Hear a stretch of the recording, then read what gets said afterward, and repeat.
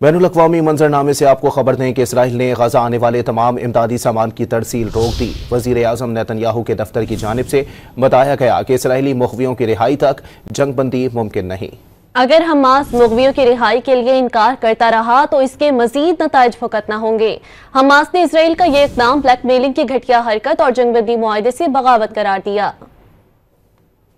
गजा में इसराइल की हठधर्मी जारी। हमास के साथ जंगबंदी मुआहदे का पहला दौर खत्म होने के बाद इसराइल ने जंगबंदी के दूसरे दौर को शुरू करने से गुरेज किया। इसराइल ने गजा आने वाले तमाम इमदादी सामान की तरसील रोक दी। इसराइली वज़ीर आज़म के दफ्तर की जानिब से बताया गया कि इसराइली मुग़वियों की रिहाई तक जंगबंदी मुमकिन नहीं। अगर हमास मुग़वियों की रिहाई के लिए इनकार करता रहा तो इसके मजीद नताइज भुगतना होंगे। अरब मीडिया के मुताबिक इतवार की सुबह गजा के इलाके बैतुल हनून में इसराइली फौज की जानिब से ड्रोन हमला भी किया गया। हमले में एक शख्स जाँ बहक और मुतअद्दिद जख्मियों की तलात है। इससे कबल इसराइल ने गजा जंगबंदी तोसी की अमरीकी तजवीज़ मंजूर कर ली थी। इसराइली वज़ीर आज़म के दफ्तर की जानिब से बताया गया था कि रमजान और अप्रैल के वक्त में यहूदी त्यौहार के दौरान जंगबंदी में तोसी की मंजूरी दी गई। जंगबंदी के पहले रोज जिंदा या मुर्दा यरगमालियों की निस्फ तादाद को इसराइल के हवाले करने की मंजूरी भी दी गई थी। इसराइल की जानिब से इस इक़दाम पर हमास का रद्द अमल आ गया। हमास ने इसराइल का ये इक़दाम ब्लैकमेलिंग की घटिया हरकत और जंगबंदी मुआहदे से बगावत करार दिया।